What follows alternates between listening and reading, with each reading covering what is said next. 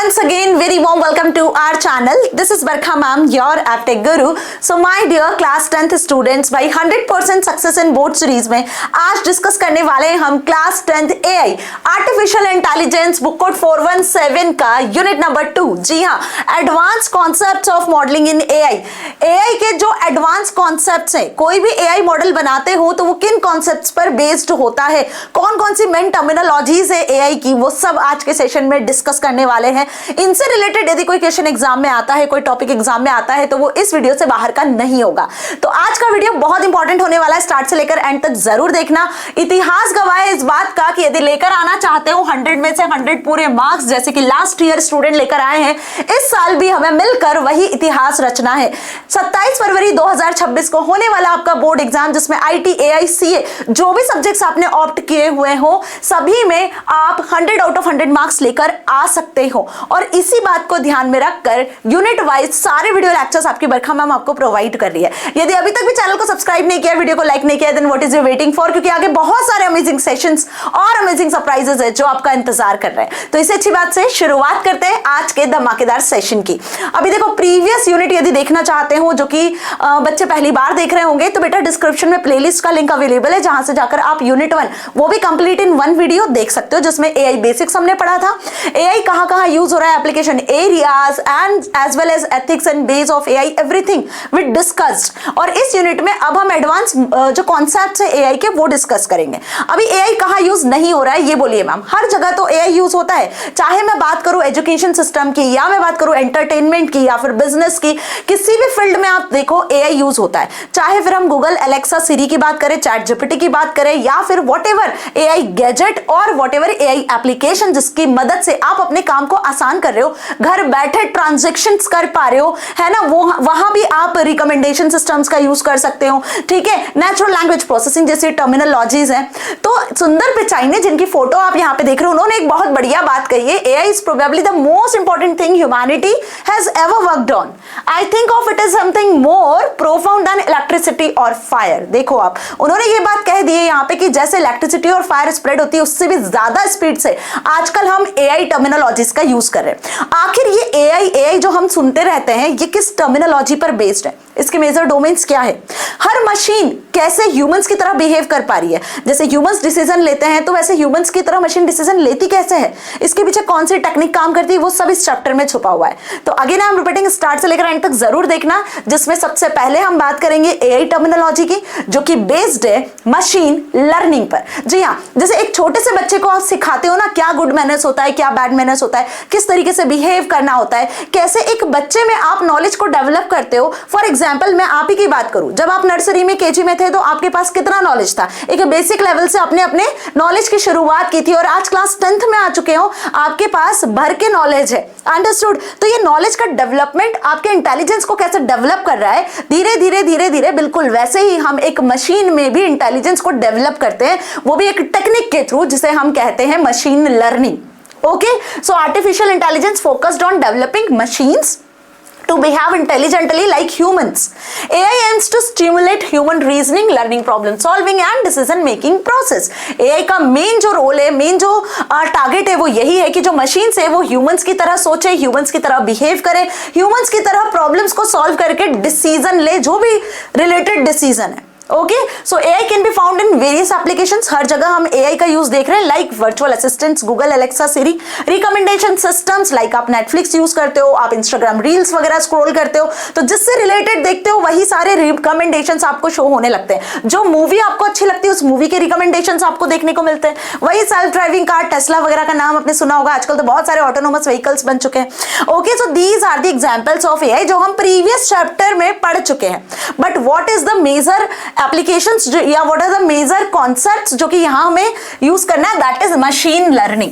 AI क्या है? AI कुछ भी नहीं है, AI मशीन लर्निंग और डीप लर्निंग का ही कॉम्बिनेशन है, आप ऐसा कह सकते हो। AI एक ऐसा सिस्टम है जिसमें मशीन लर्निंग यूज किया जा रहा है, और मशीन लर्निंग में ही हम डीप लर्निंग को यूज कर रहे हैं। Means machine learning is a subset of AI and deep learning is a subset of machine learning. तो मशीन लर्निंग और डीप लर्निंग में बहुत से बच्चे कंफ्यूज होते हैं, और इसके बिना तो आपका पेपर बन ही नहीं सकता। ये एग्जाम में आने वाला इंपॉर्टेंट टॉपिक है, है ना। एआई का डेफिनेशन तो आएगा, वो तो 100% कंफर्म है, बट मशीन लर्निंग और डीप लर्निंग क्या होता है, इसमें क्या डिफरेंस है, वो आपको आज पता चलेगा, ठीक है।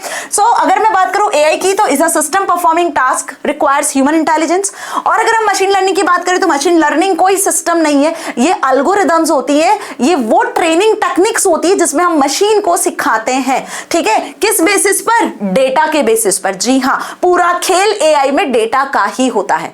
जैसा डेटा आप मशीन को दोगे वैसा ही आंसर आपको मिलेगा। वो कहते हैं ना, जैसी करनी वैसी भरनी, बिल्कुल वैसा ही। जितना एक्यूरेट वे में आप मशीन को डेटा प्रोवाइड करोगे, उतना एक्यूरेट वे में आपको मशीन लर्निंग टेक्निक के थ्रू आउटपुट मिलेगा without doing the explicit programming. वही बात कर ले डीप लर्निंग की, तो डीप लर्निंग में यदि आप चाहते हो कि मशीन डेटा के बेसिस पर, प्रीवियस डेटा के बेसिस पर, अगर उसे डेटा नहीं भी मिलता है तो वो जो है कनेक्शन स्टैब्लिश करके, अलग अलग डेटा के साथ में कनेक्शन स्टैब्लिश करके आंसर जनरेट कर दे, तो इसे कहते हैं हम डीप लर्निंग, जो कि न्यूरल नेटवर्क के थ्रू पॉसिबल है। कोई भी कॉम्प्लेक्स टास्क जो मशीन लर्निंग के थ्रू पॉसिबल नहीं होती है, वो डीप लर्निंग के थ्रू पॉसिबल होती है। कैसे?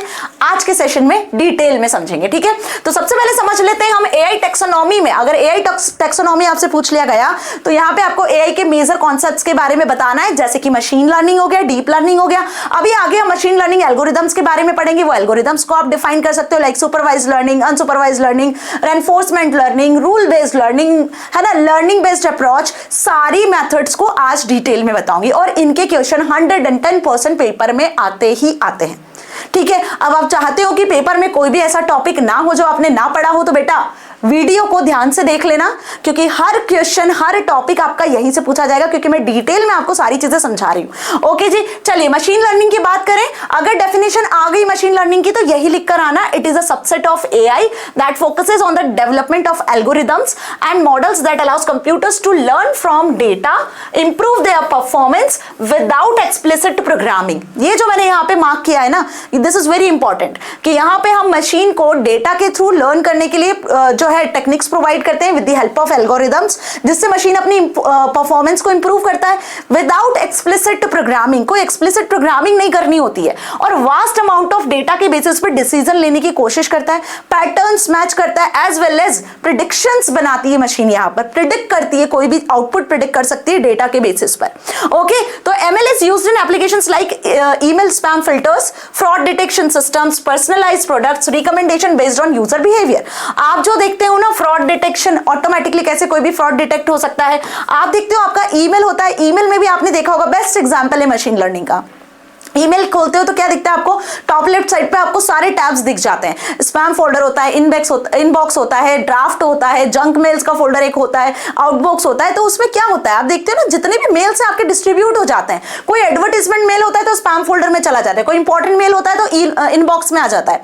वहीं अगर कोई सोशल मीडिया से रिलेटेड मेल होगा तो वो सोशल वाले टैब में आ जाएगा, कोई प्रमोशनल मेल होगा तो वो प्रमोशन में चला जाएगा, कोई अपडेट होगी तो वो अपडेट्स में आ जाएगी।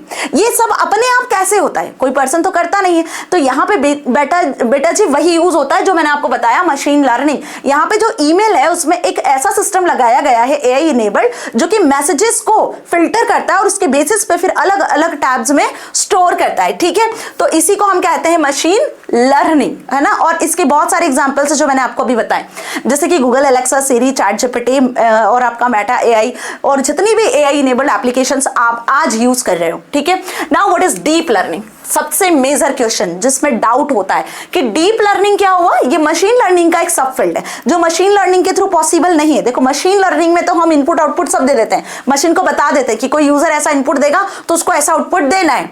बट व्हाट अबाउट कि अगर यूजर ने कोई इनपुट दिया जिसका आउटपुट मशीन के पास नहीं है, तो मशीन यहाँ पे अपना दिमाग लगाएगी। अब आप बोलोगे मैम दिमाग वो तो उसके पास होता ही नहीं है। जी हाँ, तो जैसा ह्यूमंस के पास ब्रेन होता है ना, वैसा दिमाग हम मशीन में क्रिएट करते हैं, जिसको डीप लर्निंग कहते हैं। डीप लर्निंग में मशीन प्रीवियस डेटा को जोड़ तोड़ कर एक आउटपुट जनरेट करता है, जिसको न्यूरल नेटवर्क कहा जाता है। हमारे पास ह्यूमंस के पास नर्वस सिस्टम होता है जिसमें न्यूरॉन्स होते हैं, बाकायदा ब्रेन आपका एक्टिव होता है, और जो आपको नहीं भी पता होता है तो आप प्रीवियस नॉलेज के बेसिस पर उसको पता करने की कोशिश करते हो, प्रीवियस नॉलेज के बेसिस पर कुछ डिसीजन लेते हो। ऐसे ही ब्रेन काम करता है। बिल्कुल वैसे ही डीप लर्निंग में भी मशीन लर्निंग के थ्रू जो डेटा मिला होता है, उस डेटा को जोड़कर उस प्रीवियस डेटा के बेसिस पर डीप लर्निंग के थ्रू मशीन क्या करती है, डिसीजन लेने की कोशिश करती है। तो ये पॉसिबल तभी होता है जब मशीन के पास में वास्ट अमाउंट ऑफ डेटा होना चाहिए। So it is most advanced form of AI that employees neural network which are inspired by the structure of the function of human brain. These algorithms process and analyze vast amount of data, allowing systems to learn complex patterns and make sophisticated decisions. Okay, so यदि हम बात करें कि big data को analyse करके decision लेने वाली जो मशीन होती है उसमें जिस टेक्निक का यूज किया जाता है एआई की, वो होती है डीप लर्निंग. ठीक है, ये हाईली कॉम्प्लेक्स जितने प्रोग्राम्स होते हैं, जैसे कि मैं बात करूं image speech recognition system, natural language processing task जिसमें लैंग्वेज को ट्रांसलेट किया जाता है, ऑटोनोमस व्हीकल्स एंड वही ऑब्जेक्ट डिटेक्शन और ट्रैकिंग के लिए यूज करते हो. अभी यहाँ पर अगर हम एग्जांपल ले लें सेल्फ ड्राइविंग कार का ही, तो देखो सेल्फ ड्राइविंग कार में जो डेटा दिया गया है वो कुछ प्रीवियस इमेजेस, पिक्चर्स, रोड्स की इमेजेस, ये सारी चीजें दी हुई है. अब ये तो जरूरी नहीं है कि जो इमेजेस दी है बस उसी के बेसिस पर, उसी ट्रैक पर, उसी जगह पर जो है सेल्फ ड्राइविंग कार काम करेगी 1 किलोमीटर 2 किलोमीटर के दायरे में. वो कहीं भी जा सकती है, हर जगह से उसको नया नया डेटा मिलेगा. न्यू डेटा पे कैसे ऑपरेट करना है, न्यू डेटा पर कैसे डिसीजन लेना है, वो सिर्फ और सिर्फ डीप लर्निंग के थ्रू पॉसिबल होता है. ठीक है जी, तो इतना समझ में आ गया. अब इन दोनों में डिफरेंस क्या है? तो machine learning and deep learning are often used synonymously, मतलब एक जैसे ही उसको यूज करते हो. Why? Because deep learning is a subset of machine learning, can be confused with artificial intelligence, but it is important to understand that both are the subsets of AI. दोनों ही AI के subsets हैं. तो AI actually है क्या? AI में हम machine को लर्निंग करवा रहे हैं, मतलब मशीन को एक तरीके से टीच कर रहे हैं, समझा रहे हैं कि किस तरीके से उसको जो है प्रोसेस करना है डेटा को और आउटपुट प्रोवाइड करना है यूजर को, कैसे वो ह्यूमंस की तरह बिहेव कर पाए. Okay, so we have also understood that deep learning is a specific type of machine learning and hence it is a subset.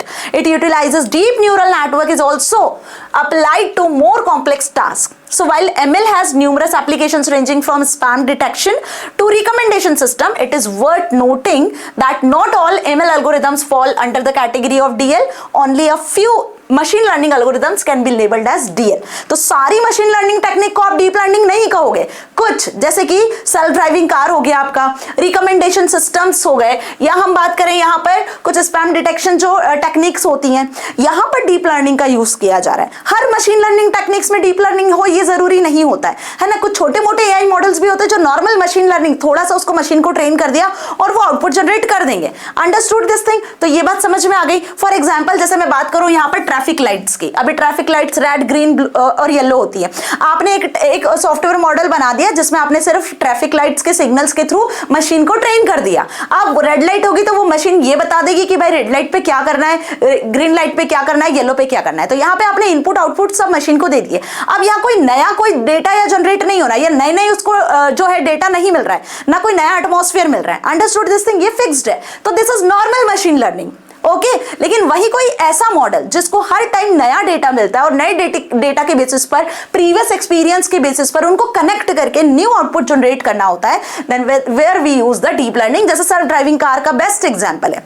हर कोई यूजर अपने हिसाब से नए जो इंस्टाग्राम रील्स है उसको देखता है, तो हर एक यूजर के पास में अलग अलग रिकमेंडेशंस आते हैं. This is a deep learning. Understood this thing? चलिए अब बात करते हैं डेटा टर्मिनोलॉजीज की. मैम ये तो समझ में आ गया बहुत अच्छे से कि मशीन लर्निंग क्या होता है, डीप लर्निंग क्या होता है ना. इसके बारे में डिफरेंस में लिखकर आ जाओगे यदि आया 2-1 नंबर में. बट एक्चुअल में जो पूरा खेल होता है एआई का, वो किस पर होता है? डेटा पर ही होता है. जैसे मैंने बताया, तो ये डेटा को कैसे प्रोवाइड करना है, किस तरीके से आप डेटा देते हो मशीन को ताकि वो आउटपुट ले. तो सबसे पहले डेटा दिया जाता है डेटा सेट्स के फॉर्मेट में. अब डेटा भी सिर्फ टेक्सचुअल तो होता नहीं है, डेटा वेराइटी ऑफ होता है. मींस की मैं बात करूं ऑडियो, वीडियो, ग्राफिक्स, टेक्सचुअल और लिंक्स के फॉर्मेट में. आजकल तो आप रेटिना स्कैन करके सिस्टम में दे सकते हो, फिंगरप्रिंट्स को स्कैन करवा सकते हो. तो वेराइटी ऑफ डेटा होता है. तो इस डेटा को प्रोवाइड किया जाता है डेटा सेट्स के फॉर्मेट में. ठीक है, सो data set is a structured collection of data that is used for training AI model. AI model को ट्रेन करने के लिए एआई मॉडल को हम ये सिखाते हैं कि कैसे उसको डिसीजन लेना on the basis of data. तो यहाँ पे हमें डेटा सेट देना होता है. इट में consist of multiple rows and columns. तो देखो यहाँ पे आप मल्टीपल रो कॉलम के फॉर्मेट में, मतलब डेटा सेट की बात करें तो टेबुलर फॉर्मेट में जो है हम डेटा मशीन को प्रोवाइड करते हैं. This is well structured format और मशीन को यहाँ से डेटा उठाने में और डिसीजन लेने में ज्यादा टाइम भी नहीं लगता है, क्योंकि क्योंकि एक स्ट्रक्चर्ड फॉर्मेट में डेटा अरेंज होता है। मान लो कस्टमर ट्रांजेक्शन की बात करूं तो यहाँ पे हमने कस्टमर्स की डिटेल के लिए एक टेबल बना दिया, लाइक कस्टमर का नेम, एज और उसकी प्रॉपर डिटेल्स। तो अब मशीन को इस कस्टमर टेबल के थ्रू ट्रेन करने में ज्यादा टाइम आपको नहीं लगना है। जितना भी कस्टमर से रिलेटेड डेटा था वो आपने एक डेटा सेट में, एक टेबल में क्रिएट किया और फिर आपने उसको दिया। अब ये टेबल क्रिएट करने के लिए हम कोई सा भी टेक्निक यूज कर सकते हैं। आप एक्सेल शीट यूज कर सकते हो, गूगल शीट यूज कर सकते हो, डेटाबेसेस सॉफ्टवेयर्स का यूज कर सकते हो, राइट। सो वही यहाँ पे लिखा हुआ है कि a data set is of customer transactions with columns of age, product category, total expenditure. और एग्जांपल की बात करें तो अगर हम इमेज टाइप का डेटा देते हैं तो कैट और डॉग के बारे में बताना है। अभी देखो, आप जब छोटे थे तो आपको कुछ चीजों के बारे में पता नहीं था, कोई एनिमल आपके सामने तो आपको एनिमल का भी नॉलेज नहीं था, आपको वो नॉलेज प्रोवाइड किया गया, कैट कैसी दिखती है, डॉग कैसा होता है, लायन कैसा होता है, ठीक है। आपको वो इमेजेस दिखाई गई, आपको एक्चुअल में जो एनिमल्स है वो देखने को मिले अपने आसपास के एरिया में, अंडरस्टूड। तो धीरे धीरे हमें नॉलेज डेवलप होने लगा, हम उनके कलर्स, उनके फीचर्स, उनके बिहेवियर के अकॉर्डिंग उनको पहचानने लगे। तो मशीन कैसे पहचानेगी? इमेजेस के थ्रू, ठीक है। तो इमेजेस भी आप कैसे दे रहे हो? As a input, as a data के फॉर्मेट में प्रोवाइड करते हो। तो इमेजेस का भी एक डेटा सेट हम मशीन को प्रोवाइड करते हैं, ठीक है, जिसके बेसिस पे मशीन इमेजेस को क्लासिफाई करती है और फिर उस बेसिस पे आउटपुट देती है। फॉर एग्जांपल कि अगर मूवी के रिव्यूज की बात करें, आपको कोई लेटेस्ट मूवी देखनी है तो आप ऐसे उठ के देखने नहीं चले जाते हो, पहले आप उसके रिव्यूज देखते हो। तो वो रिव्यूज आपको कैसे मिलते हैं? वो एक्चुअली एआई के थ्रू ही अलग अलग तरीके से डिवाइड किए जाते हैं। कुछ रिव्यूज जो होते हैं पॉजिटिव होते हैं, कुछ निगेटिव होते हैं। तो ये कैसे आप देखते हो, किस तरीके से आपको पता चलता है? ये सारी चीजें आपको एक एआई एल्गोरिदम्स के थ्रू, मशीन लर्निंग एल्गोरिदम्स के थ्रू पहले से ही जो है हम बोले एनालाइज की जाती है, ठीक है। दैट इज वाई आपको पता चलता है कि इस मूवी के इतने जो है जो रिव्यूज हैं पॉजिटिव है या निगेटिव है, ये एस्पेक्ट हमें समझ में आता है according to recommendations, according to analysis, previous जो डेटा का एनालिसिस होता है उसके बेसिस पे, ठीक है। तो डेटा सेट के बेसिस में हम क्या करते हैं, किसी भी एआई मॉडल में जो है डेटा को फीड करते हैं। अब बात करें आगे फीचर्स की, तो फीचर्स क्या होते हैं? Features means input variables that describe N observation. जो इनपुट वेरिएबल्स, जो इनपुट आप दे रहे हो डेटा के फॉर्मेट में, उसके फीचर्स को बेसिकली उस जो इनपुट आपने दिया उसको डिस्क्राइब करना, उसको ऑब्जर्व करने को हम फीचर्स कहते हैं। They vary based on the type of data.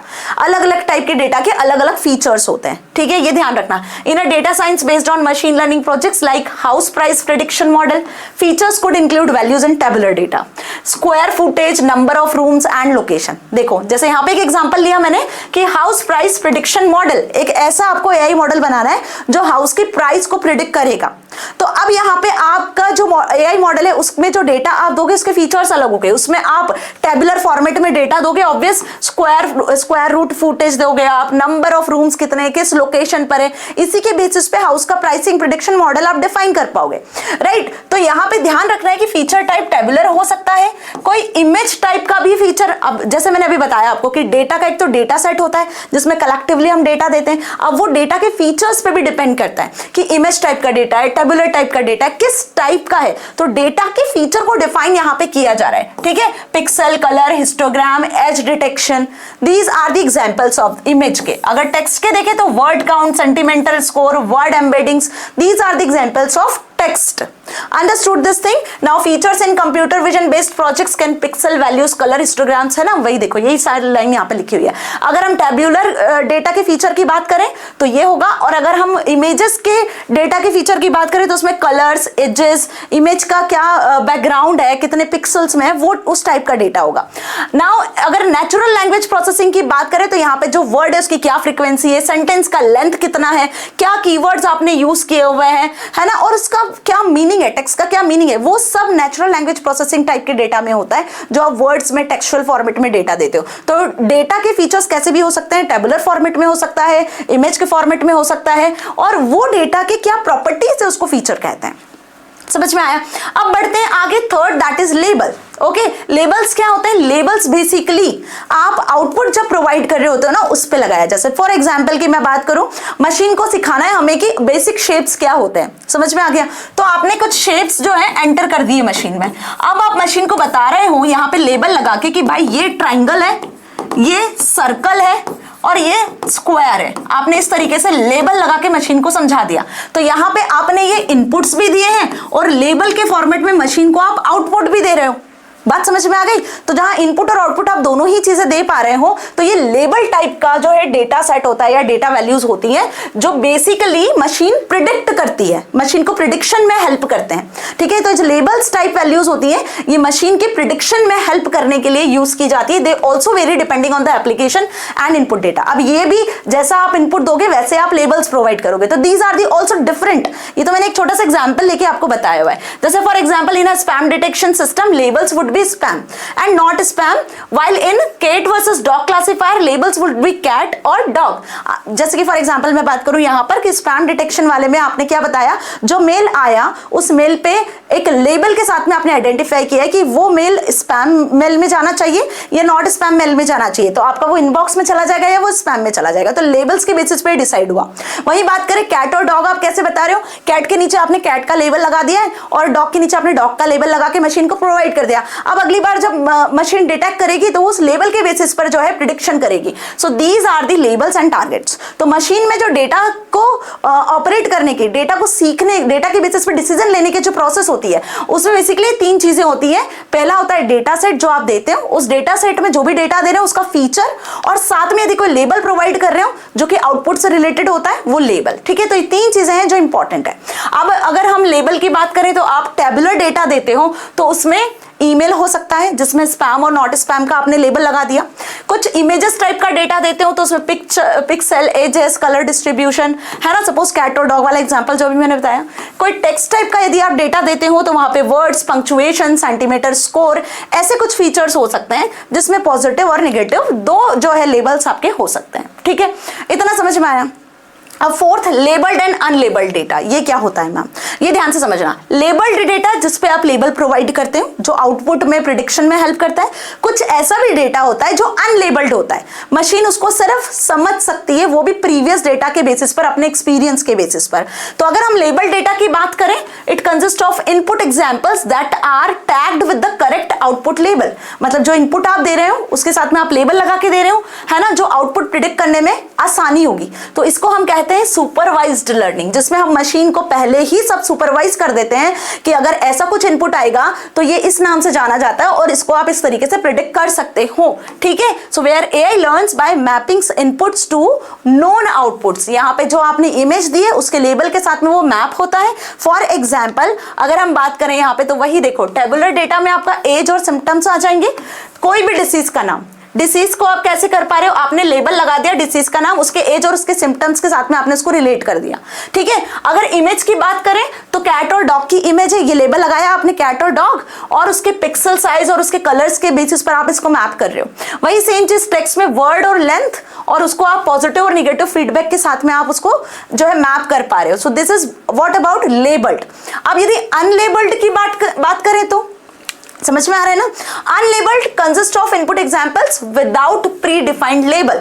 मतलब मैंने कैट और डॉग की इमेज मशीन को दिया लेकिन उसको नहीं बताया कि ये कैट है और डॉग है, मैंने कोई लेबल उसमें नहीं लगाया, तो क्या मैम, इसको कहेंगे अनलेबल्ड डेटा। अब यहाँ पे मशीन कैसे प्रिडिक्ट करेगी, यहाँ पे हम उसे बताएंगे कि कैट और डॉग में क्या सिमिलैरिटीज है और क्या डिससिमिलैरिटीज है, कैट के क्या फीचर्स है, डॉग के क्या फीचर्स है। वही सेम चीज अगर मैंने ट्राइंगल, रेक्टेंगल और सर्कल नाम की कुछ शेप्स मशीन को दी और नहीं बताया मशीन को कि ये ट्राइंगल है, ये रेक्टेंगल है और ये सर्कल है, तो हम वहां पे उसके फीचर्स को डिफाइन करेंगे जिसके बेसिस पे अनलेबल्ड फॉर्मेट में जो मशीन है वो डिसीजन ले पाएगी। सो AI model analyse patterns and groups. क्या करेगा यहाँ पे अनलेबल्ड डेटा में, पैटर्न्स और ग्रुप्स के फॉर्मेट में जो है मशीन डिसाइड करेगी कि किस तरीके से उसको आउटपुट जनरेट करना है विदाउट लेबल। ओके, तो इसे कहते हैं अनसुपरवाइज्ड लर्निंग, जहां पे हम मशीन में कोई आउटपुट नहीं देते, सिर्फ इनपुट्स देते हैं और ये बताते हैं कि भाई इस चीज के ये फीचर्स है, उस चीज के फीचर्स हैं, और इन फीचर्स का ग्रुप बना के मशीन खुद से डिसाइड करती है। ठीक है जी, तो यहाँ पे टेबुलर डेटा हो सकता है, इमेज टाइप का डेटा हो सकता है, टेक्सचुअल डेटा भी हो सकता है। अगर टेबुलर डेटा की बात करें तो टेबुलर डेटा में वही सेम एग्जांपल लिया हुआ है कस्टमर ट्रांजैक्शन का। यहाँ पे कोई कैटेगरी आप डिफाइन नहीं करते हो, मशीन खुद सिमिलर जो कैटेगरी होती है उसको डिफाइन करके ग्रुप बना लेती है। इमेज डेटा की बात करें तो collection of photos without labels. अब यहाँ भी मशीन फोटो को ध्यान में रखकर कलर कैसा है, क्या उसमें क्वालिटीज दिख रही है, उनके हिसाब से एक ग्रुप जनरेट करती है। टेक्स्ट डेटा की बात करें तो यहाँ पे जो भी टेक्स्ट में सिमिलैरिटीज दिखती है, टॉपिक्स वगैरह जो मैच करते हुए दिखते हैं, उसके बेसिस में जो है मशीन डिसाइड कर लेती है। लाइक कोई टेक्सचुअल डेटा स्पोर्ट्स से रिलेटेड है, कुछ पॉलिटिक्स से रिलेटेड है ना, जो आर्टिकल्स आप दे रहे हो मशीन में, तो वो उसके बेसिस पे जो है ग्रुपिंग करके डिसीजन लेने की कोशिश करती है। Fifth is training data and test data. इसमें भी डिफरेंस आता है बेटा, मार्क कर लेना, ट्रेनिंग डेटा और टेस्ट डेटा क्या होता है। देखो अगर मैं बात करूं मेटा एआई की, तो मेटा एआई आपने देखा अभी अभी व्हाट्सएप पे आया है कुछ साल पहले, है ना, 1-2 साल हो गए उसको आए को।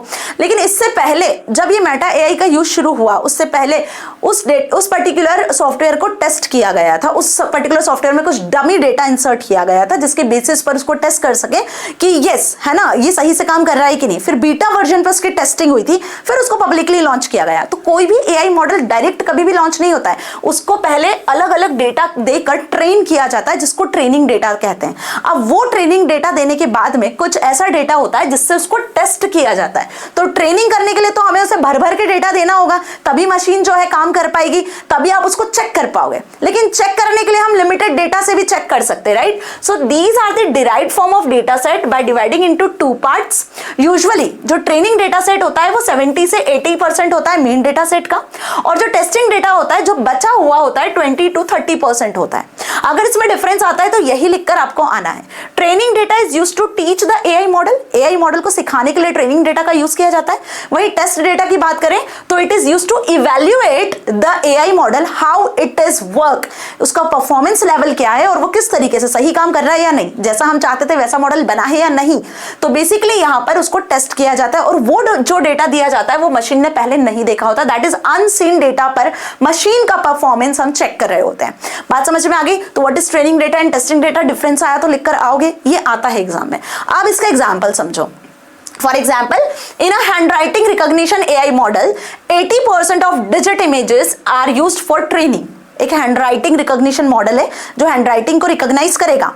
अब वहां पे अलग अलग हैंडराइटिंग की इमेजेस जो है वो दी हुई है, तो 80% जो है बेसिकली हमने उसको इमेजेस के थ्रू ट्रेन कर रखा है, but 20% are used for testing. 20% images हमने बचा के रखी थी, जिसके बेसिस पर हम क्या करेंगे, उस एआई मॉडल को टेस्ट करेंगे। सो सिमिलरली इन चैटबॉट्स, अभी मैंने आपको मेटा एआई का एग्जांपल दिया। Historical chat logs are used for training. पुराना जो डेटा, अगर चैट जीपीटी की बात करूं तो पूरा गूगल से उठा के डेटा चैट जीपीटी को दिया हुआ है, तो हिस्टोरिकल डेटा बेसिस पर हम मशीन को ट्रेन कर रहे होते हैं। बट कोई नया यूजर आता है तो वो उस पर्टिकुलर मशीन को अपने नए डेटा के साथ में टेस्ट कर रहा होता है। अब आपको नहीं पता कौन सा यूजर चैट जीपीटी से क्या पूछ रहा है, किस तरीके का डेटा इंसर्ट कर रहा है, लेकिन उसको ट्रेन करने के लिए तो हमें प्रीवियस डेटा का यूज करना पड़ता है। तो अब आपको टेस्टिंग डेटा और ट्रेनिंग डेटा का मतलब समझ में आ गया है ना, कि टेस्टिंग डेटा बेसिकली कुछ डेटा होता है जिसकी बेसिस पर मशीन डिसीजन लेना सीख रही है, और ये हम इवैल्यूएट कर पाते हैं कि मशीन सही से डिसीजन ले रही है या नहीं। Okay, now rule based approach versus learning based approach, these are the 2 main important approaches जो एग्जाम में आती है। अब ध्यान से समझना कि रूल बेस्ड अप्रोच और लर्निंग बेस्ड अप्रोच होती क्या है। ये 2 प्राइमरी अप्रोचेस होती है एआई मॉडलिंग में। अभी मैंने कहा ना कि AI modelling concept, advance concept, तो जी हाँ, यही एडवांस कॉन्सेप्ट पर बेस्ड अप्रोचेस है, यही वो एल्गोरिदम्स है, यही वो अप्रोचेस है जो मशीन लर्निंग में मशीन को सिखाने के लिए हेल्प की जाती हैं। ठीक है, कि मशीन कैसे समझेगी चीजों को, डेटा को कैसे समझेगी, कैसे प्रोसेस करेगी और किस तरीके से डिसीजन लेगी। तो सबसे पहले बात करते हैं रूल बेस्ड अप्रोच की। रूल बेस्ड अप्रोच क्या होता है? It is like a carefully designed instruction manual where developers define specific rules and input data to guide the machine's behavior. For example, customer service chatbot on an e-commerce website might follow a rule such as if the user inputs track order, display tracking details from the database. अभी देखो, आप e-commerce websites के through Amazon, Flipkart shopping करते हो, ठीक है। मान लो कभी आपका ऑर्डर नहीं आ रहा है या कुछ नहीं हो रहा है, तो आप एक कस्टमर जो वहां पे नंबर दिया हुआ था या जो चैटबॉट होता है उससे बातचीत कर रहे होते हो चैट के थ्रू, ठीक है। हर एक कस्टमर क्वेरीज का एक चैटबॉट बना रहता है। अब उस चैटबॉट में बेसिकली उसको ट्रेन किया जाता है रूल बेस्ड अप्रोच के थ्रू। मतलब यहाँ पे कुछ क्वेश्चंस होते हैं, फिक्स्ड क्वेश्चंस होते हैं जो मशीन में उस टाइम पे उस चैटबॉट में फिक्स्ड किए जाते हैं। जब भी आप कोई क्वेश्चन करते हो तो उसके अकॉर्डिंग आंसर देता है। कुछ ऐसे क्वेश्चंस होते हैं जो आप पूछ लेते हो उससे, जो उस चैटबॉट के पास में पहले से नहीं होते हैं, जो उसके रूल्स के अकॉर्डिंग उसमें डिफाइन नहीं किए जाते हैं, तो उसका वो आंसर जनरेट करके नहीं देता या सेम आंसर जनरेट करके दे रहा होता है। ये आपने सुना होगा, ये आपने देखा भी होगा। तो वहां पे उस मशीन को ट्रेन किया जाता है, उस चैटबॉट को ट्रेन किया जाता है रूल बेस्ड अप्रोच में, जिसमें हम मशीन को कुछ इंस्ट्रक्शंस दे रहे होते हैं, कुछ प्री डिफाइंड फिक्स्ड रूल्स के अकॉर्डिंग उसको डिफाइन करते हैं चीजों को। तो यहाँ पे जो डेटा देते हैं वो रूल्स के बेसिस पर डिफाइन किया जाता है, जिसके रूल बेस्ड अप्रोच कहते हैं। अब इसको आगे हम डिटेल में पढ़ेंगे, इसका एग्जाम्पल समझ लेते हैं। अगर मैं हिस्टोरिकली बात करूं तो सबसे पहला जो चैटबॉट बना था वो था एलिजा। नाम तो सबने सुना होगा, एआई की हिस्ट्री में हमने पढ़ा है कि 1960 में एलिजा नाम का चैटबॉट बनाया गया था, that relied in such predefined rules, जो कि किसी रूल्स पर ही काम करता था। ठीक है, मतलब जो भी आप कन्वर्सेशन उससे कर रहे हो, उसमें जो कन्वर्सेशन पहले से फिक्स्ड है, जिन रूल्स के बेसिस पर उसको डिफाइन किया गया है, उन्हीं रूल्स के बेसिस पर हम उससे बातचीत कर सकते थे और आंसर्स को एक्सेस कर सकते थे। ठीक है, तो यूजर्स को इंप्रेस करने के लिए बेसिकली लेस कॉम्प्लेक्सिटी के साथ में, लिमिटेड कॉम्प्लेक्सिटी के साथ में इसको डिफाइन किया गया था। अ notable advantage of rule based learning is that, अगर आपने अभी तक समझा होगा तो आपने एक नोटेबल एडवांटेज देखा होगा कि its effectiveness for task with fixed parameters such as automated check in kiosk at airports. आप देखो, वही जो मैंने बताया अभी कि रूल बेस्ड अप्रोच की बात करें, हमने एक ऐसा मॉडल डिफाइन कर दिया जिसमें कुछ फिक्स्ड वैल्यूज दे दी, जिसमें कुछ रूल बेस्ड अप्रोच डाल दिया कि भाई इसी रूल के बेसिस पर काम करना है, इसके बाहर कोई काम आप नहीं कर सकते हो, मशीन इसके बाहर डिसीजन ही नहीं ले सकती है। जैसे फॉर एग्जांपल कि एयरपोर्ट्स पे आपने देखा होगा ऑटोमेटेड जो चेक इन कियोस्क लगे रहते हैं, वहां पे उनका काम सिर्फ यही चेक करना है, इसके अलावा और इसके बाहर वो काम नहीं करेंगे। जैसे उनमें रूल्स के अकॉर्डिंग जो प्रोग्रामिंग की गई है, जो एल्गोरिथम्स डिफाइन की गई है, वैसे ही काम करेंगे। अभी मैंने एक ट्रैफिक सिग्नल्स का आपको एक एग्जांपल दिया, हमने एक ऐसा सॉफ्टवेयर बनाया जो रेड, ग्रीन और येलो लाइट के अलावा किसी और लाइट पे कुछ भी आउटपुट जनरेट नहीं करेगा। हमने इन तीन चीजों के लिए ही रूल्स डिफाइन किए हुए हैं, इन तीन चीजों के लिए ही मशीन को ट्रेन किया हुआ है, तो वो उसी पर काम करेगा। तो इसकी इफेक्टिवनेस तो होती है मैम, बट डिसएडवांटेज भी होता है। What is the disadvantage? The key limitation is that it can not adopt a new data, है ना, कोई नए डेटा पे वो आपको कोई भी आंसर जनरेट करके नहीं देगा, और यहाँ पे आपको एरर्स मिल सकती है जनरली अगर कोई आप नया डेटा देते हो, है ना। It doesn't work with the dynamic environment, dynamic environment पे काम नहीं करती अप्रोच। तो this is rule based approach. बात समझ में आ गई अच्छे से? अब बात कर ले हम इस प्रॉब्लम को किसने ओवरकम किया, तो यहां पे यूज करते हैं फिर हम दूसरी लर्निंग अप्रोच, जिसको कहते हैं learning based approach, adaptive learning from data. जैसा डेटा वैसा आउटपुट, ये लर्निंग बेस्ड अप्रोच का काम होता है। जो चीजें सीख रही होती है मशीन, अलग अलग वैरायटी ऑफ डेटास पर जो उसको इनपुट किए जा रहे हैं, उनके बेसिस पे सीखना और फिर आउटपुट जनरेट करना। ठीक है, चाहे कैसा भी डेटा आप दे दो। So the learning based approach enables machines to develop their own algorithms by analyzing examples, feedback much like a student learning through practice। जैसे आप सीखते हो ना, आप जितनी ज्यादा प्रैक्टिस करोगे उतने ज्यादा परफेक्ट बनोगे। आपने यदि 10 क्वेश्चन मैथ्स के कर लिए तो सिर्फ आप उन 10 क्वेश्चंस को ही हर बार सॉल्व कर पाओगे, लेकिन वही उन 10 से रिलेटेड 50 क्वेश्चन सॉल्व कर लिए फॉर्मूला बेस्ड, और वो फॉर्मूला आपको समझ में आ गया, तो अब यूजर कोई सा भी नंबर आपको दे दे या कोई भी टीचर को ऐसा भी नंबर आपको दे दे, तो आपको ये पता है कि अगर फॉर्मूला ये है तो कैसा भी नंबर मिलेगा तो हम इस क्वेश्चन को सॉल्व कर लेंगे, है ना, क्योंकि इसका टेक्निक आपको पता है। बिल्कुल वैसे ही लर्निंग बेस्ड अप्रोच होती है कि यहां पर आप मल्टीपल इनपुट्स दे सकते हो, वैरायटी ऑफ इनपुट्स दे सकते हो, मशीन उन इनपुट्स से सीखती है और फिर डिसीजन लेती है। ठीक है, यहां कोई एरर जैसा कुछ चीज नहीं होती है, तो हिट एंड ट्रायल मेथड आप इसको कह सकते हो। जैसे कि for example spam filter during training, it processes a data set of labelled emails, spam और not spam, and identifies patterns such as frequent use of words like free और win to classify new messages. Okay, आपने क्या बताया यहाँ पर कि spam messages में वो सारे मैसेजेस आ जाएंगे, ईमेल मैसेजेस आ जाएंगे जिन मैसेज के अंदर फ्री या विन करके ऐसे कुछ वर्ड्स होंगे। तो अब यहाँ पे जो एल्गोरिथम काम करेगी, जब भी कोई ईमेल आएगा तो उस ईमेल में फ्री और विन वर्ड अगर उसको मिला तो वो स्पैम कैटेगरी में चला जाएगा, अदरवाइज वो आपके इनबॉक्स में आ जाएगा, है ना। और कहीं सोशल मीडिया का कोई नाम मिला तो वो सोशल वाले उसमें चला जाएगा। तो ये बेसिकली लर्निंग अप्रोच होती है। ठीक है, इस तरीके से मशीन लर्न करना सीखती है। तो यहाँ पे डेटा दिया जाता है, आंसर्स दिए जाते हैं। मशीन लर्निंग अप्रोच में कोई रूल्स नहीं होता है, मशीन खुद अपने यहाँ पे रूल्स बनाती है, आप रूल्स बना के देते हो बेसिकली। ठीक है, आई बात समझ में, और उन्हीं रूल्स के बेसिस पर मशीन सीखती है। तो लर्निंग बेस्ड अप्रोच के एग्जांपल्स तो समझ में आ चुके हैं अब आपको। Now a fascinating example of learning based approach जो हम आए दिन देख रहे हैं मॉडर्न एप्लीकेशंस में, जिसमें आ जाता है नेटफ्लिक्स रिकमेंडेशन सिस्टम। अब जरूरी नहीं है यहाँ पे एग्जांपल मैंने नेटफ्लिक्स का लिया है, आप इंस्टाग्राम, टेलीग्राम, फेसबुक, व्हाट्सएप जिस किसी का भी ले सकते हो, ठीक है जी। आजकल तो व्हाट्सएप पे भी चैनल्स वगैरह आ गए है ना। तो वो ही सेम एग्जाम्पल है कि आपने एक बार सपोज स्पोर्ट्स से रिलेटेड कोई इंस्टाग्राम रील देख ली, या आपने कोई एक्शन मूवी नेटफ्लिक्स पे देख ली, तो बस आपको उसके ही जो रिकमेंडेशंस है वो मिलेंगे। So basically clusters use preferences without predefined categories, learn from them and then recommends new movies और series to view based on learning from the preferences of the user. ये जो लर्निंग बेस्ड अप्रोच है वो basically user के preference पर depend करता है कि ये जो रिकमेंडेशंस आपको आते हैं वो यूजर किस तरीके के वीडियोस या किस तरीके के डेटा को देखना पसंद कर रहा है। एक बार वो डेटा मशीन के पास गया और उस यूजर के अकॉर्डिंग जो भी डेटा गया हुआ है उसके बेसिस पे मशीन फिर आपको रिकमेंडेशंस देना शुरू कर देती है, क्योंकि वो उस क्लस्टर में से डेटा उठा कर देती है, और वही क्लस्टर एज इट इज आपको ऑलवेज फिर अपने फील्ड में देखने को मिलता है ना। चलो आगे बढ़े और अब समझते हैं इसमें डिफरेंस जो क्वेश्चन एग्जाम में आता है। What is rule based AI and what is learning based AI? ठीक है, अब आप आराम से इसका आंसर लिख सकते हो। अगर हम डेफिनेशन की बात करें तो structured system where developers define predefined rules to guide behavior. यहाँ पे हम अपने रूल्स बना के मशीन को पहले ही बता देते हैं कि इस मशीन को किस इनपुट पे क्या आउटपुट जनरेट करना है। कोई भी नई चीजों से मशीन कुछ नहीं सीख रही होती है, ठीक है। जो रूल्स आपने बनाए हैं उस पर ही डिसीजन लेती है। और इसमें क्या होता है, a system that autonomously learn rules as patterns from data without explicit guidance. यहाँ पर बेसिकली मशीन क्या कर रही होती है, सीख रही होती है ना, बिना किसी एक्सप्लिसिट गाइडेंस के, और अपने अकॉर्डिंग जो है पैटर्न्स बना लेती है, ओके, और उन पैटर्न्स के बेसिस पे प्रिडिक्ट करने की कोशिश करती है। नाउ अगर हम इसकी स्ट्रेंथ की बात करें तो ये एक्सेल है इन स्टेबल इन्वायरमेंट्स। जैसे मैंने बताया जो इन्वायरमेंट स्टेबल है, जहां पे कुछ पैरामीटर फिक्स है, ट्रैफिक लाइट कंट्रोल, वहां पे तो ये एक्सीलेंट वर्क करेगा, है ना, एफिशिएंटली आंसर जनरेट करेगा। लेकिन वही यदि हम बात करते हैं कुछ autonomously driving rules, complex values, like यदि हम बात करें medical diagnosis, self driving car वगैरह की बात करें, तो वहां पे ये अप्रोच जो है वो बेस्ट होती है। नेटफ्लिक्स वगैरह recommendation system, different user, different recommendations आते हैं, राइट।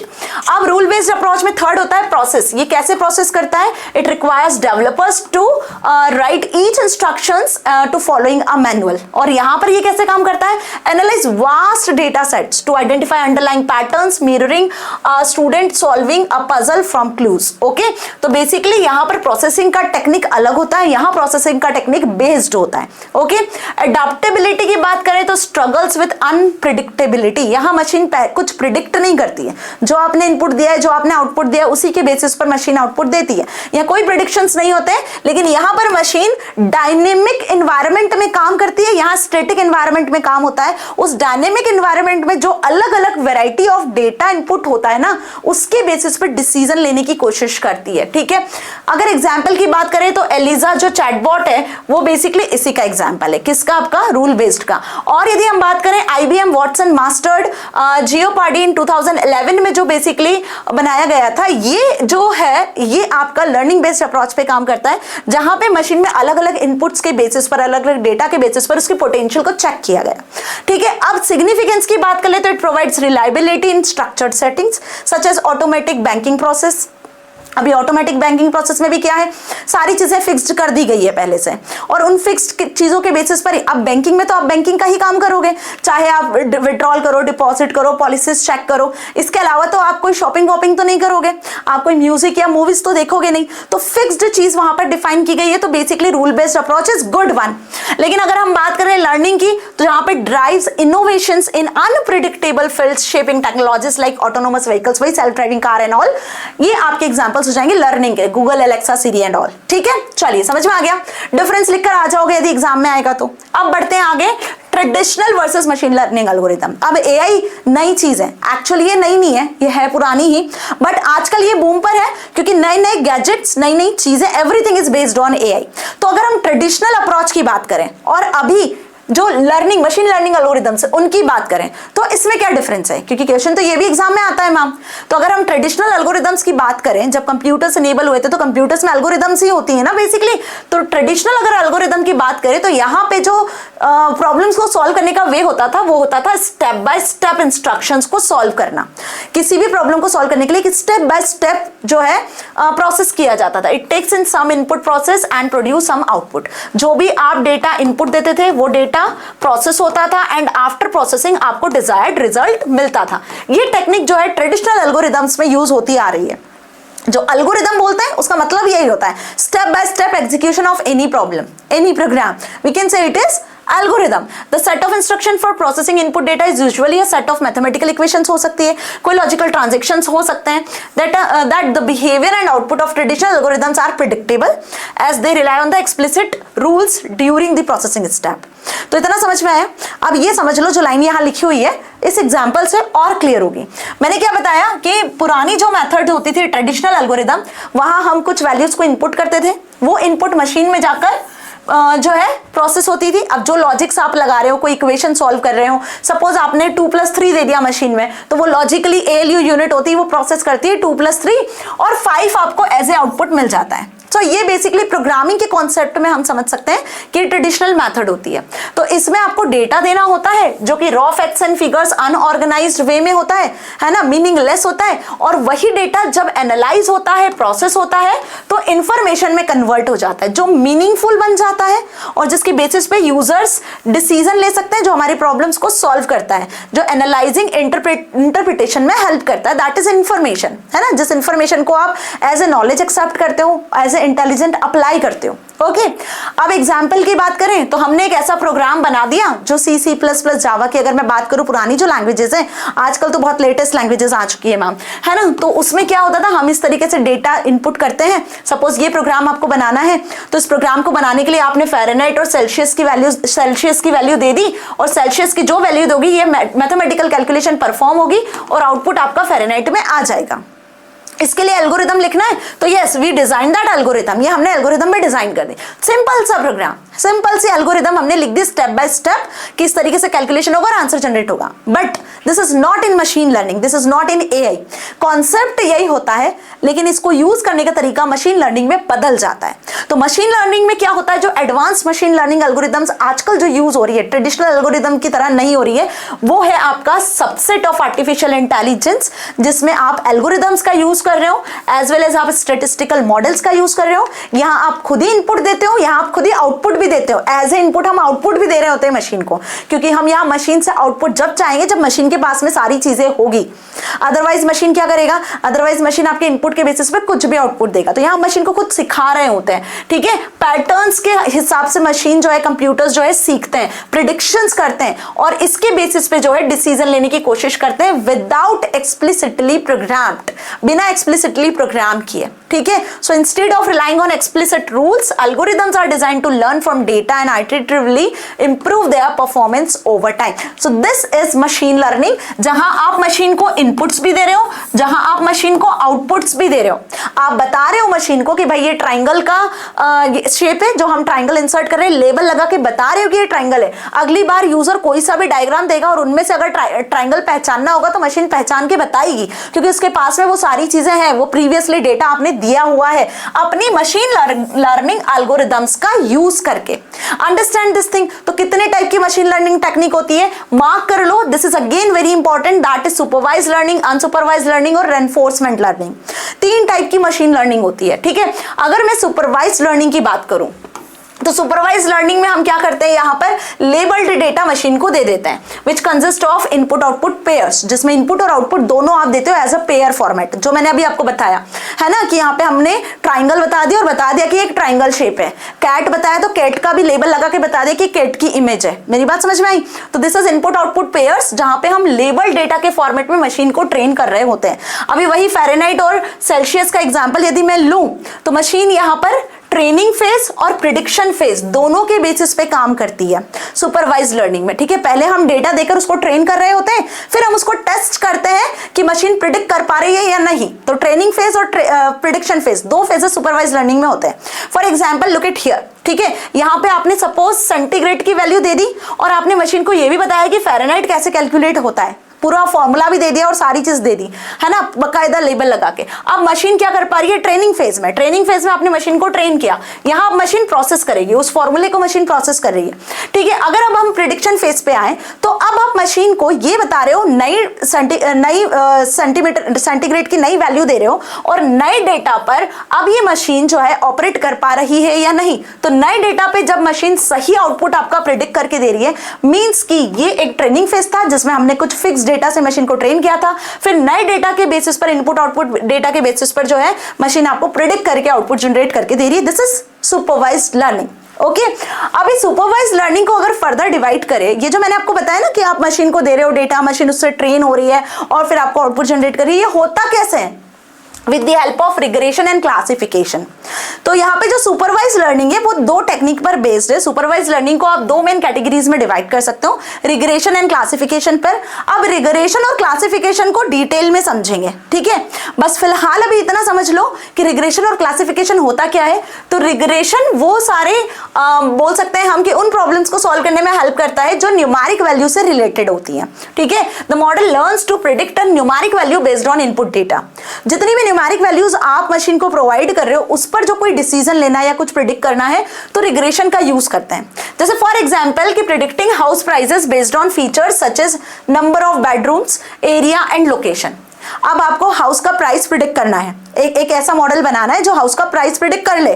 तो वो कैसे प्रिडिक्ट करेगा? जब उसके पास में न्यूमेरिक डेटा होगा कि किस हाउस में कितने नंबर ऑफ बेडरूम्स है और किस लोकेशन पर है, कितने स्क्वायर फीट एरिया में बना हुआ है। तो ये जो न्यूमेरिक डिटेल्स उसके पास जाएगी, उसके कलेक्टिवली बेसिस पर, न्यूमेरिक वैल्यू के कलेक्टिवली बेसिस पर जो है ये मॉडल काम करेगा। इस टेक्निक को हम कहेंगे रिग्रेशन, ठीक है। अब अगर हम बात करें क्लासिफिकेशन की, तो क्लासिफिकेशन में क्या होता है? The output is a unique label और अ कैटेगरी।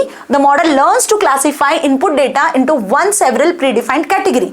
यहां पे जो मशीन है वो अलग अलग कैटेगरीज में जो है डिवाइड कर देती है। जो भी इनपुट आउटपुट पेयर आपने दिया है उसकी मशीन अलग अलग कैटेगरीज बना लेती है। जैसे फॉर एग्जाम्पल कि मैंने कुछ इमेजेस दे दी, तो यहाँ पे जितने ट्राइंगल की इमेजेस होंगी ना उसका एक कैटेगरी बन जाएगा, जितनी सर्कल की इमेजेस होंगी उनका एक कैटेगरी बन जाएगा।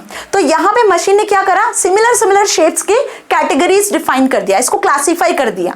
और हम यहां पे ये बता देते हैं लेबल डेटा के फॉर्मेट में कि ये ट्राइंगल से और ये सर्कल से बकायदा, तो मशीन उस पे काम करने लग जाती है।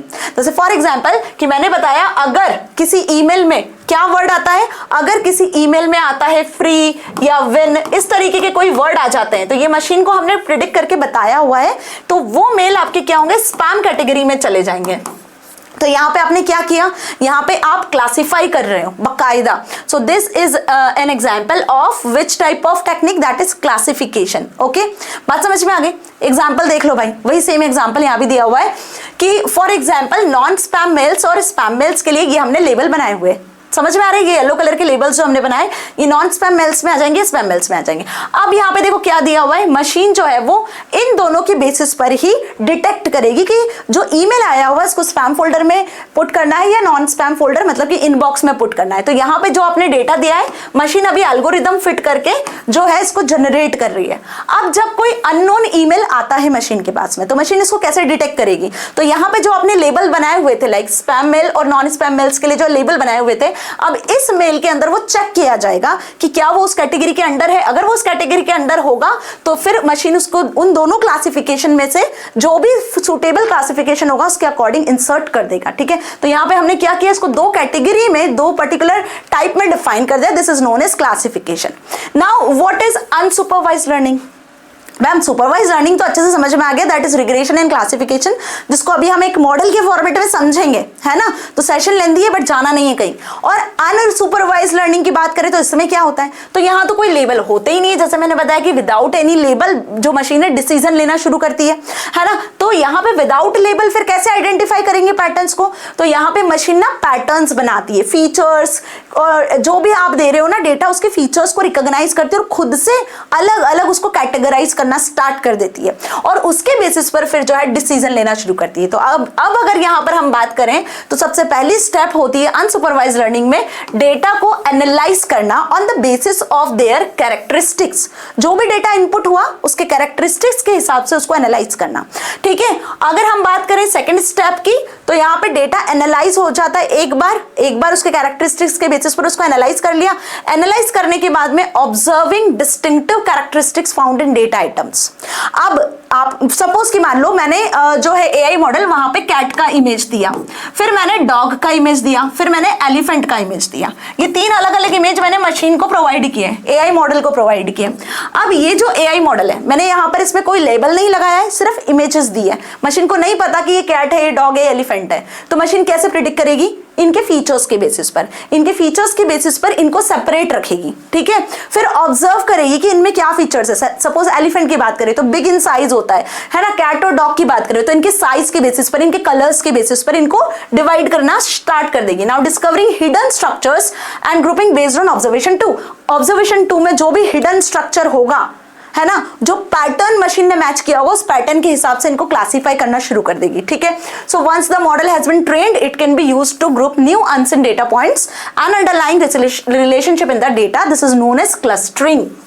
तो अनसुपरवाइज्ड लर्निंग में क्लस्टरिंग के बेसिस पर मशीन डिसीजन लेती है। यहां कोई लेबल आप प्रोवाइड नहीं करते हो, बट यहां मशीन के पास में अपने खुद के ही कुछ पैटर्न्स होते हैं, कुछ क्लस्टर्स होते हैं जिनके बेसिस पे नया डेटा जब आप मशीन को दे रहे होते हो तो वो प्रिडिक्ट करके आंसर देती है। फॉर एग्जांपल देखो, ये एग्जांपल से और अच्छे से क्लियर होगा।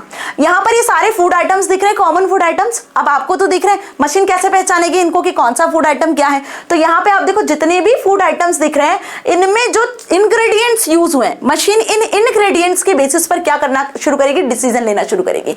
If you want to cluster all food items into categories on the basis of their ingredients then we could use an unsupervised learning algorithm here. तो मशीन यहां पर जितने भी सिमिलर फूड आइटम्स दिखेंगे, सिमिलर जो ingredients के साथ में फूड आइटम्स होंगे उनको एक अलग से क्लस्टर में डिफाइन कर देगी। ठीक है, तो वही यहां लिखा हुआ है, the algorithm might identify that many backed good includes like floor, sugar, butter, eggs. ये एक इंग्रेडिएंट से बना हुआ फूड हो गया। फिर सैलेड में अगर हम देखें तो ग्रीन वेजिटेबल्स, ड्रेसिंग्स, ये सारे आ जाएंगे। बर्गर में देखें तो पेटिस, बंस और टॉपिंग्स वगैरह होती है प्रॉपर्ली, वो एक अलग कैटेगरी में आ गया। तो ऐसे मशीन ने क्या किया? इंग्रेडिएंट्स के बेसिस पर अलग अलग क्लस्टर डिफाइन कर लिए। ये खुद से किए मशीन ने, जैसे आपने इनपुट दिया वैसे उस बेसिस पे। और जब आप नया कोई डेटा आएगा तो उस बेसिस पे मशीन जो है डिसीजन लेना स्टार्ट करेगी। ठीक है, सो वही लाइन लिखी हुई है कि यहाँ पर ये जो काम हो रहे हैं with the help of ML algorithm, machine learning algorithm based on their common ingredient patterns also classify the new data or new food item with the help of this appropriate cluster. Okay, अब यहां देखो इस diagram में आपको चीजें समझ में आएगी। क्या समझाया मैंने? अनसुपरवाइज्ड लर्निंग का ट्रेनिंग फेज। कोई मशीन जो फूड आइटम को पहचानेगी, ठीक है, और बताएगी कि ये फूड आइटम ये वाला है। तो यहाँ पे हम मशीन को ट्रेन कर रहे हैं। हमने बहुत सारे फूड आइटम्स की इमेजेस मशीन में इंसर्ट किया। अब मशीन ने क्या किया? यहाँ पे उनको अलग अलग कैटेगरी में डिवाइड कर दिया। पहले कैटेगरी बना दी पेटिस, बर्ड्स और चाइनीज टॉपिक्स के साथ में। दूसरी कैटेगरी बना दी ग्रीन वेजिटेबल्स, ड्रेसिंग, सैलेड के साथ में। तीसरी उसने जो कैटेगरी बनाई है, जो क्लस्टर बनाया है बेसिकली, वो फ्लोर, शुगर, बटर, एग्स के साथ में। तो ये रेड, ग्रीन और आपको दिख रहा है ब्लू कलर के टिक मार्क्स, इससे तीन कैटेगरी मशीन ने खुद से ये पैटर्न डिफाइन किया है। ठीक है, बात समझ में आ गई? मशीन ने ये अलग अलग डिस्टिंक्टिव फीचर्स के साथ में ये पैटर्न्स डिफाइन किए। अब इसके बाद देखो क्या लिखा हुआ है, क्लस्टरिंग फेज आएगा। क्लस्टरिंग फेज में मशीन ने इनके क्लस्टर्स बना दिए। इस इमेज में से जो जो उसको मिला उसके अलग अलग क्लस्टर्स, अलग अलग ग्रुप्स बना दिए। क्लस्टर्स को क्या कहोगे आप? ग्रुप कह सकते हो। ठीक है, अब इन ग्रुप के बेसिस पे जब भी कोई नया फूड आइटम मशीन में इंसर्ट किया जाएगा, मशीन को दिखाया जाएगा, दिया जाएगा, तो मशीन उसको कैसे रिकॉग्नाइज करेगा? On the basis of this clusters. जो भी इंग्रेडिएंट्स उस पर्टिकुलर फूड में होंगे वो उससे मैच करेगा और आपको बता देगा कि भाई ये जो फूड है उसमें ये इंग्रेडिएंट्स है और ये वाला फूड है, अगर वो उस क्लस्टर से मैच करेगा तो। लेकिन यहाँ पे एक प्रॉब्लम होती है। अब वो प्रॉब्लम क्या होगी? ध्यान से सुनो। मान लो कि जो फूड आइटम आपने दिया वो बहुत सारे इंग्रेडिएंट्स है, अलग अलग क्लस्टर से, सारे क्लस्टर से मैच कर गया, तो क्या? तो यूजर जैसा चाहता है वैसा रिजल्ट मशीन नहीं दे पाएगी। ये प्रॉब्लम यहाँ अराइज होती है। ठीक है, so if the characteristics of some food item overlap in data the model will not be able work as intended. जैसे कि हमने यहाँ पर दे दिया, सपोज ये न्यू डेटा है ना, हमने एक ब्रेड दे दिया है यहाँ पर। ठीक है, अब वो इन सारे जो अलग अलग क्लस्टर्स बनाए हुए उनसे मैच कर रहा है। मान लो पिज्जा नाम का हमने कोई एक आइटम इंसर्ट किया, फूड आइटम इंसर्ट किया। अब पिज्जा में वेजिटेबल्स भी होती है, ब्रेड भी होता है, टॉपिंग भी होती है, प्रॉपर्ली चीज भी होता है ना, और फ्लोर, शुगर, बटर, सब चीजें यहाँ मिल रही है। तो ये जो बेसिकली इंग्रेडिएंट्स है वो तीनों कैटेगरी में, तीनों क्लस्टर्स में मिल रहे हैं। तो यहाँ आकर मशीन जो है कंफ्यूज होती है और आपको जैसा आउटपुट चाहिए होता है वैसा आउटपुट नहीं मिलता है। तो अब यदि एग्जाम में क्वेश्चन आया कि सुपरवाइज लर्निंग और अनसुपरवाइज लर्निंग होती क्या है, तो इसका डिफरेंस लिखकर आ सकते हो ना आराम से। तो देखो सुपरवाइज लर्निंग क्या हो गई, डेटा के बेसिस पर यदि बात करें तो requires label data with known outcomes and works with unlabelled data with unknown outcomes. Unsupervise learning, यहाँ लेबल डेटा होता है, यहाँ वही डेटा हम विदाउट लेबल देते हैं। और अगर इसके गोल की बात करें तो प्रिडिक्ट और classify specific target values and it discovered patterns और स्ट्रक्चर्स इन द डेटा। यहाँ पे बेसिकली स्पेसिफिक टारगेट के अकॉर्डिंग ही जो है मशीन प्रिडिक्ट कर लेती है, और यहाँ पर मशीन पैटर्न्स डिफाइन करती है पहले, उसके बाद डिसीजन लेती है। इसको ट्रेन करने के लिए हमें लेबल्ड एग्जांपल्स देने होते हैं, है ना, और यहाँ पे आपको अनलेबल्ड डेटा देना होता है। मशीन खुद से ही पैटर्न बना लेती है।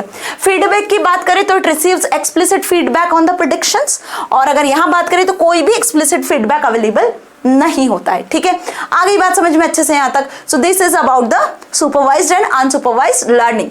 अच्छा, और भी है, एग्जांपल्स भी तो लिखकर आ सकते हो। ये क्वेश्चन आपसे 4 नंबर में भी पूछ सकते हैं, 2 में भी पूछ सकते हैं। ठीक है, तो get ready for this.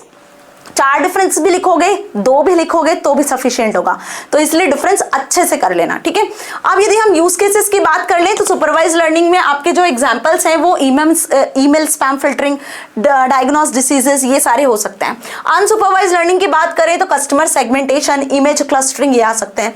Examples की बात करें तो identifying dogs based on the label dog images, और यदि यहाँ बात करें तो finding group of similar images in a data set. एक कंप्लीट डेटा सेट दे दिया, वहां से group of images find out करके बताओ, है ना। So these are the examples. तो बिना एग्जांपल्स के तो लिखकर मत आना, एग्जांपल्स के साथ लिखकर आओगे तो ज्यादा बेस्ट होगा।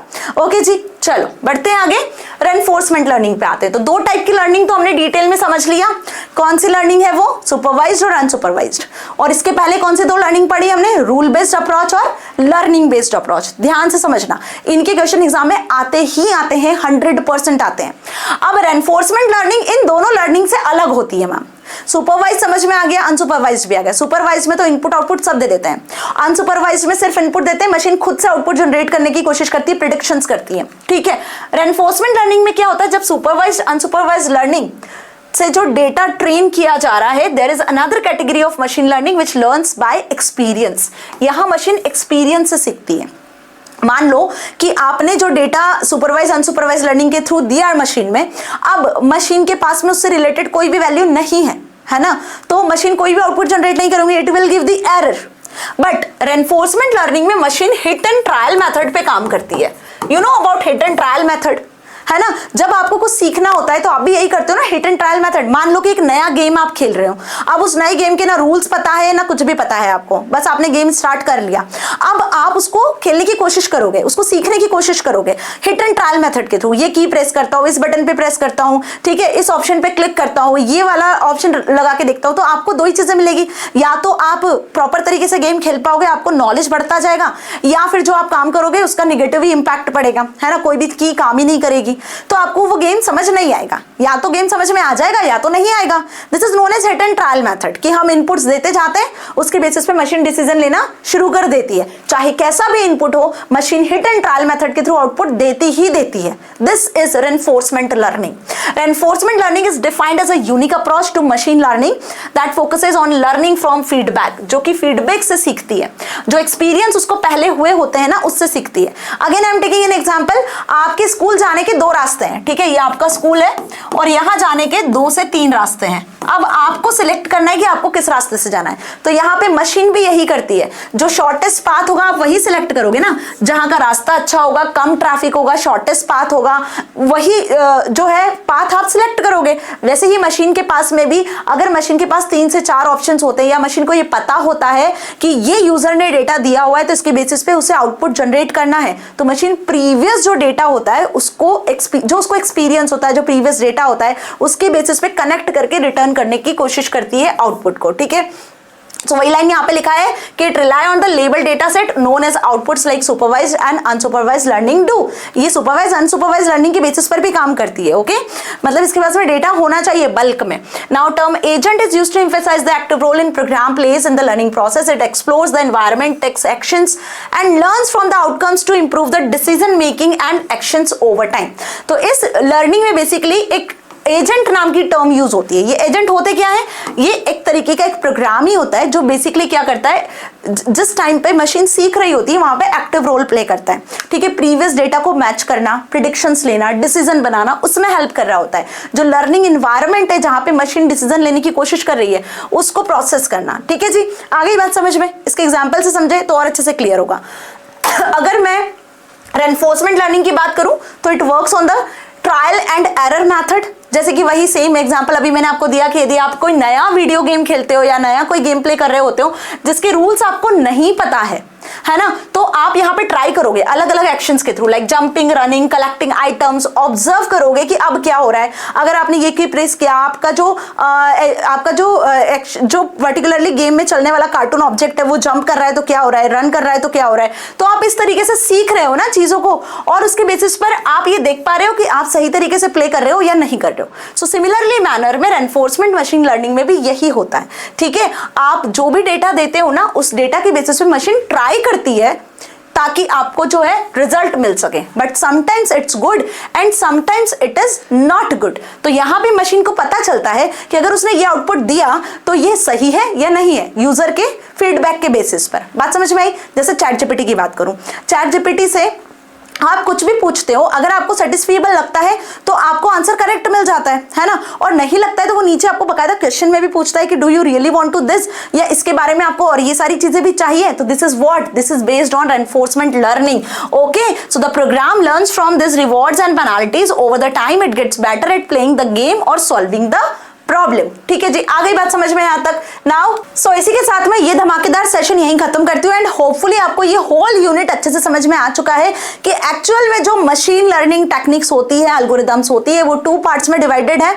मशीन लर्निंग या तो रूल बेस्ड होगी या तो लर्निंग बेस्ड होगी, ये 2 अप्रोचेस है। उसके बाद टाइप्स ऑफ मशीन लर्निंग की बात करें तो सुपरवाइज्ड, अनसुपरवाइज्ड या फिर एनफोर्समेंट लर्निंग, इनमें डिफरेंस आता ही आता है। सुपरवाइज्ड लर्निंग में 2 टेक्निक्स होती है, रिग्रेशन एंड क्लासिफिकेशन। और यदि हम बात करें अनसुपरवाइज्ड की तो इसमें कोई लेबलिंग यूज नहीं होती, तो यहाँ पे क्लस्टर्स बनते हैं या एसोसिएशन के थ्रू डेटा पहचाना जाता है, मशीन के थ्रू प्रिडिक्शंस होते हैं। बस इतना ध्यान रखना, यही इस चैप्टर से वेरी वेरी इंपॉर्टेंट टॉपिक्स है जिन पे बेस्ड क्वेश्चंस एग्जाम में आते हैं। अब मिलेंगे अगले धमाकेदार सेशन में यूनिट नंबर 3 के साथ। सो तैयार हो यूनिट 3 के लिए? अगर तैयार हो तो अभी के अभी चैनल को सब्सक्राइब करो, वीडियो को लाइक करो ताकि आगे आने वाला अमेजिंग सेशन आपको मिल सके। मिलेंगे अगले धमाकेदार सेशन में, till then stay happy. Thank you so much.